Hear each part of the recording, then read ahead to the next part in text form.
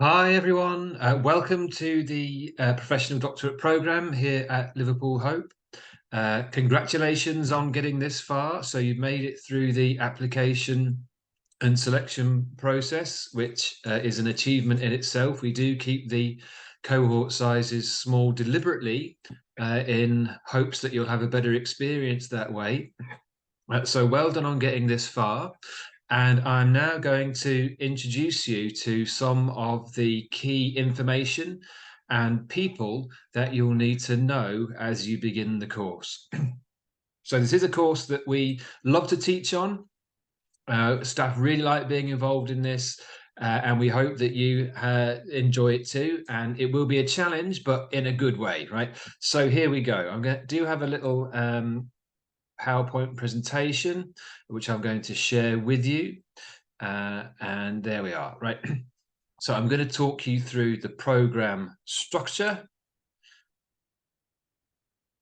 I'm going to talk you through the Moodle and particularly the course Meta Moodle. I'll explain what that means in a bit. And then some of the web pages and people that you'll need to be familiar with. So let's go to the program structure. And what we have is 3 strands plus the research proposal. So the 3 strands are yourself as a researcher, engaging with research, and research skills and methods. And each of those strands is broken into 2 modules, right? So that's, for example, yourself as researcher 1, which you study in the first year, and yourself as researcher 2, which you study in the second year. And the same for engaging with research, and the same for research skills and methods. And the individual module leads will give you a more detailed introduction to those modules. Each is worth 20 credits at master's level. And then throughout the talk phase is the research proposal. So you'll start thinking about this proposal as soon as you begin the course, and it will be the final thing that you submit after 2.5 years on the talk phase, right? So you're working on this throughout your studies during the talk phase. And then once you have done all of that and submitted all your assignments and your research proposal, you will progress to the research phase, which lasts 2 to 4 years and culminates in a 50,000 word dissertation. So in this phase, you are supervised by probably 2 supervisors, just like in a traditional PhD, and the thesis or dissertation is examined in the traditional way by a viva, through a viva. So that is the program structure. The modules do overlap, hence the Venn diagram, and that is deliberate to give us a kind of sense of cohesion. But they're also quite distinct, right? So research skills and methods is the most practical, engaging with research is the most philosophical and critical, and yourself as a researcher is mainly about you and your development as a researching professional. So there is some overlap, but they are distinct. Okay, I'm going to go back to my first slide, and we're going to look now at some of these key sources of information, and particularly web pages. Oh, sorry, Moodle to begin with. So let me click on Moodle here, and I just need to change what I'm sharing. So that's this, okay. So we have a course Meta Moodle, which is a kind of overarching or parent Moodle. And then you will have individual Moodles for each of your modules this year. They all look something like this. So we've got a course title, in this case, the course Meta Moodle. We've got a section on quick links, which takes us to things like the program handbook and the assessments. We'll look at those in a moment. We've got a section on your key course information, which includes that handbook. And we've got a section on assessment and so on. Now, to save you scrolling, you can click these little arrows to help you navigate your way through the course. And you see that expands and collapses sections. And you can do the same thing over in this menu bar on the left-hand side. So you can just open the bits you're interested in, and it saves you having to do lots of scrolling. So you can see here there's sections on the library learning resources. There's a section here for your induction materials, which will include this presentation. We've got bespoke study guidance, good academic practice and avoiding misconduct, again, bespoke for this course, and so on. The assessment overview, this will contain an assessment map, which gives you all of your assessments and deadlines for the year, which means you can use that information to plan your work, which is something that I'll come back to talk about shortly. A couple of other things about Moodle, or a couple of other Moodles that it's useful for you to know about. If I just go to my courses up here in the top left of the window, if I go to my courses, firstly, we've got the academic study skills Moodle, which is available to all students. And there's information about reading, writing, and so on here. And you'll notice there's a particular page here, a special page for PhD and master's level resources.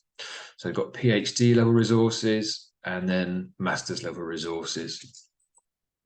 So you're in a slightly unusual situation in that you begin as a master's student. You're initially registered as PGT, postgraduate taught, just like a master's student. But then once you progress to the research phase, you become PGR, right? Postgraduate research, right? So we're then at PhD level or level 8. So you'll begin working at level 7, master's level, and be assessed at that level. You want to be really aiming for the top of that level. So the higher end of masters, and then transitioning into level 8 PhD as you work through your program, work through your course. So that's the study skills Moodle. And another thing which it's useful to know about is on the home page here, there's an introductory video to Moodle. So that would be helpful to get to grips with how you find your way around Moodle if it is new to you. Okay, I'm going to come away from Moodle now and back to the slideshow and run through these web pages here. So the first one is the information for new students. Then we've got PGR info and schools and departments. So info for new students.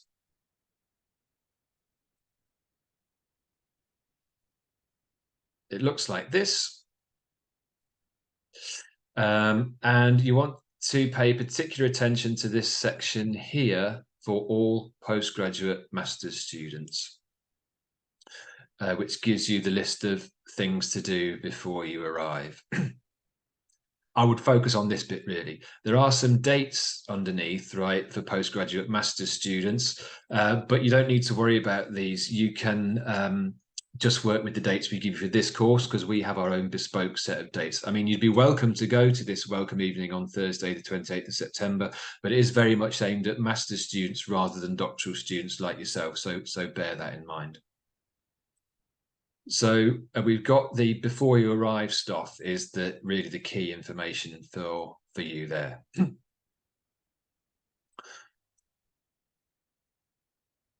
And then if we go back to our slideshow, okay, PGR info. So I'm going to take you to that page now.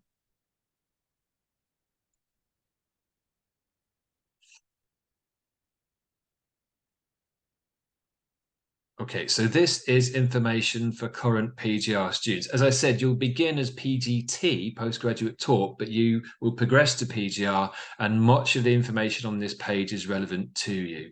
So for instance, under regulations and forms here, much of this applies to you. So for instance, we've got the professional doctorate regulations here. They've got the overall PGR handbook. We've got the misconduct policy.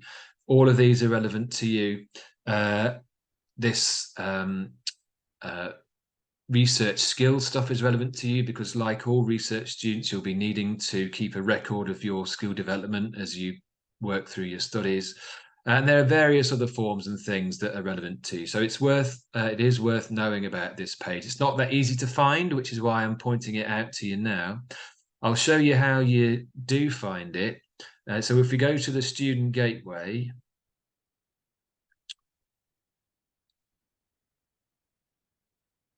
and then we scroll down, we get to a page on Research and Knowledge Exchange, or a link to Research and Knowledge Exchange. That takes us to this page, which again doesn't look that promising, right, for you as students. But if you just keep scrolling down again, we get to PGR information for students here, right?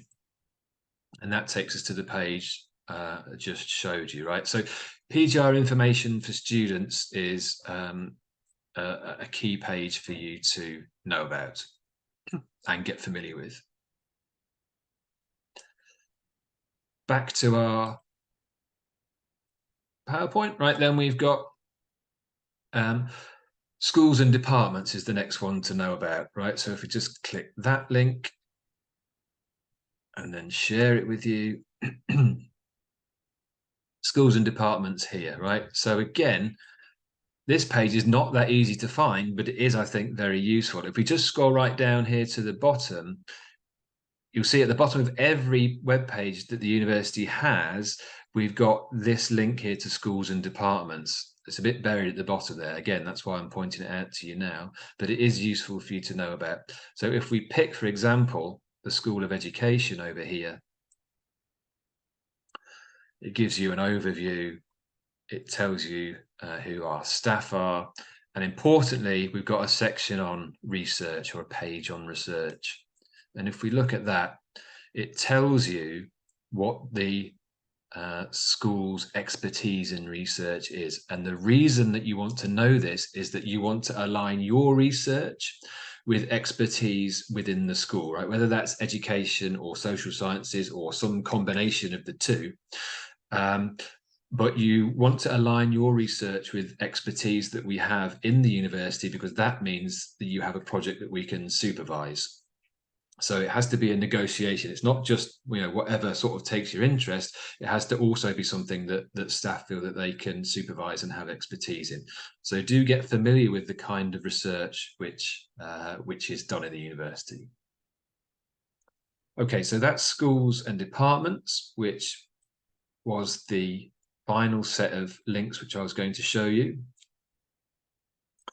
And then other key contacts are in the Student Gateway. We did briefly have a look at that a moment ago, but we'll just go back there again.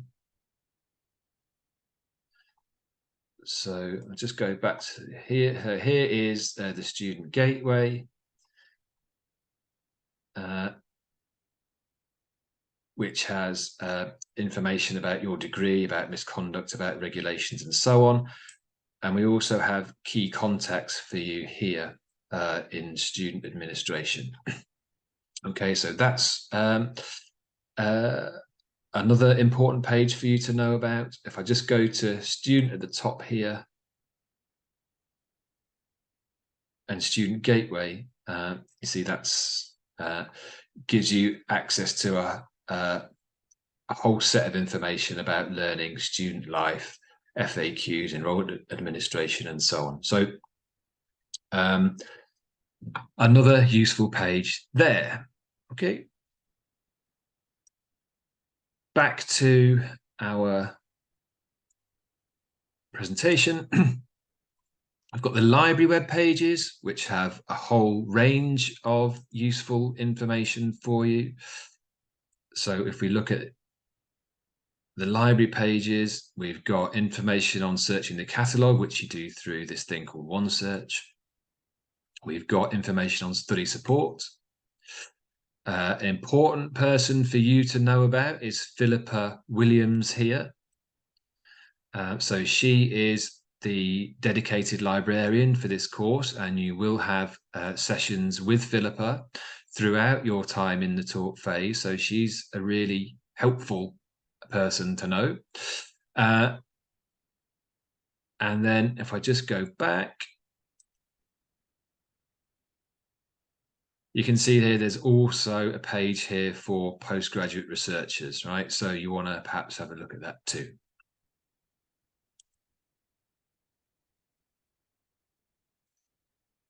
IT services. I'm not going to go to that page. There is a link here in the web in the presentation, but yeah, all the contact information for IT services, should you need help, is there, as well as information on things like how to get free software and such. And the final set of key contacts is, of course, your tutors, who you will be meeting in person very soon. But if you do need to find anyone, there's a couple of ways that you can do it, which I'll show you now. So the first is through this thing called the staff index. Again, this is one of those web pages which is very useful, but also a bit buried. If we go right down to the bottom of the web page, you can see here, right, there's something called the staff index. And that's what we're looking at now. And you can just search for people, right? So if I just quickly put my name in, right, I come up very quickly here, right? Or if you want to, you can look for whole departments, right? So we can look for everyone in early childhood, for example. I have to take my name off because there aren't any Owens left, right? And there's the whole early childhood department. Look. So that's one way of doing it.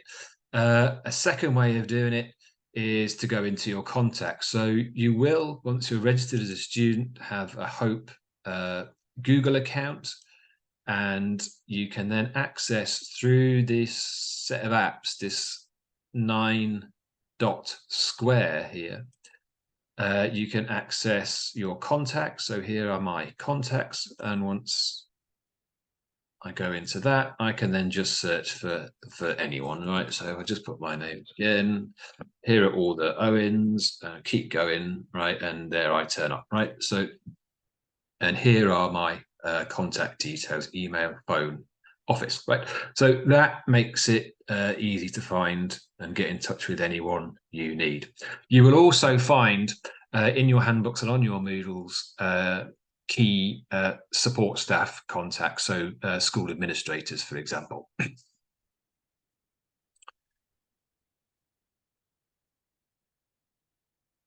So back to the PowerPoint.